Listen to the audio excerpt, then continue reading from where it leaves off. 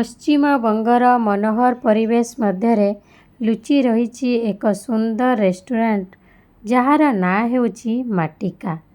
ନାମଟା ଯେପରି ମାଟିର ସୁଗନ୍ଧ ଦେଉଛି, ସେପରି ଏଠାର ଖାଦ୍ୟ ଓ ପରିବେଶ ଆପଣଙ୍କୁ ଦେବ ଘରୋଇ ଅନୁଭବ। ଯେତେବେଳେ ଆମେ ମାୟାପୁର ଯାଉଥିଲୁ, ଆମକୁ ଭୋକ ଲାଗିଲା। ଆମେ ବାଟରେ ଏହି ରେଷ୍ଟୁରାଣ୍ଟଟିକୁ ଦେଖିଲୁ। ଏହାର ନାଁ ଥିଲା ମାଟିକା।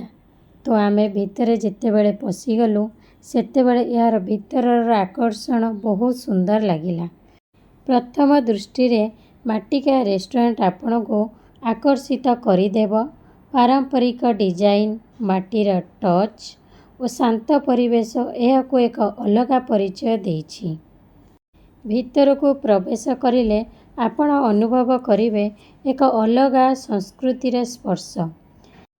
କାନ୍ଥରେ ବିଭିନ୍ନ ପ୍ରକାର ଚିତ୍ର କରାଯାଇଛି ଏବଂ ଲାଇଟିନିଂ ବହୁତ ସୁନ୍ଦର କରାଯାଇଛି।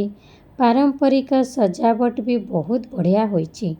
ଆମେ ଯେତେବେଳେ ଥାଳି ଅର୍ଡ଼ର କରିଥିଲୁ, ସେତେବେଳେ ଥାଳିଟି ଆସିଯାଇଥିଲା। ଏହି ଥାଳିରେ ଆପଣ ପାଇବେ ଅନେକ ପ୍ରକାର ସ୍ୱାଦ, ଯେମିତିକି ଭାତ ଥିଲା, ଡାଲି, ତରକାରୀ, ଭଜା ଓ ସ୍ପେଶାଲ କରି। ପଶ୍ଚିମବଙ୍ଗ ମାନେ ମାଛର ସ୍ୱାଦ। ଏଠାରେ ଫିସ୍ କରି ଖାଇଲେ ଆପଣ ନିଶ୍ଚୟ ପୁଣି ଥରେ ଆସିବାକୁ ଚାହିଁବେ। ମାଟିର ଘର ଶୈଳୀର ଇନ୍ସପିରେସନ୍ ସହିତ ତିଆରି ହୋଇଥିବା ଏହି ଆର୍କିଟେକ୍ଚରରେ ଟ୍ରାଡିସନାଲ ବେଙ୍ଗଲୀ କଲଚର ଏବଂ ମଡର୍ଣ୍ଣ ଲକ୍ଜରିର ସୁନ୍ଦର କମ୍ବିନେସନ୍ ଦେଖିବାକୁ ମିଳେ। ବାହାରର clay texture wall, modern finishing ଏବଂ ଆର୍ଟିଷ୍ଟ ଲାଇଟିନିଂ ଏହି ରେଷ୍ଟୁରାଣ୍ଟକୁ ଦେଇଛି ଏକ ପ୍ରିମିୟମ ରଷ୍ଟିକ୍ ଲୁକ୍।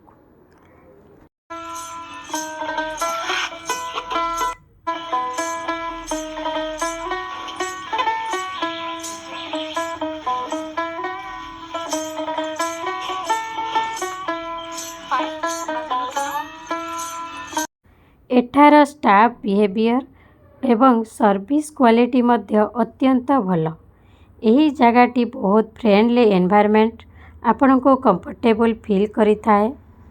ରେଷ୍ଟୁରାଣ୍ଟର ଏକ୍ସଟେରିୟର ଡିଜାଇନକୁ ଦେଖିଲେ ଲାଗେ ଯେପରି ଗ୍ରାମ୍ୟ ସଂସ୍କୃତିକୁ ମଡର୍ଣ୍ଣ ଆର୍କିଟେକ୍ଚର ସହିତ ଯୋଡ଼ାଯାଇଛି।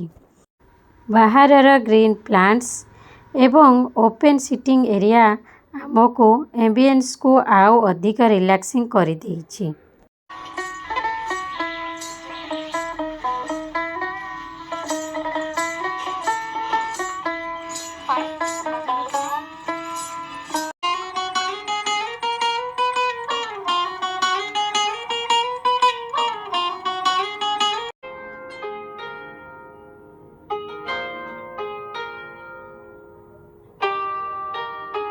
ରେଷ୍ଟୁରାଣ୍ଟର ଏହା ହେଉଛି ମୁଖ୍ୟ ଏଣ୍ଟ୍ରାନ୍ସ।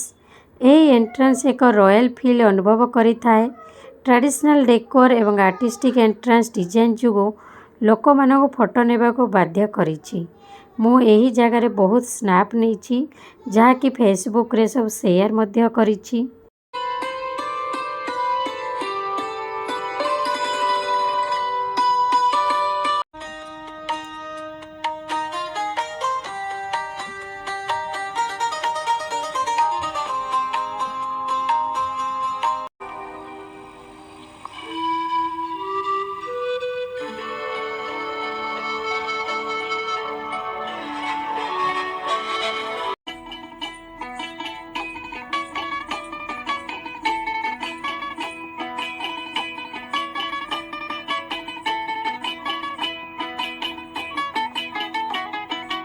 ତାହାହେଲେ ଏହା ଥିଲା ପଶ୍ଚିମବଙ୍ଗର ବ୍ୟୁଟିଫୁଲ ମାଟିକା ରେଷ୍ଟୁରାଣ୍ଟର ଫୁଲ୍ ଟୁର୍।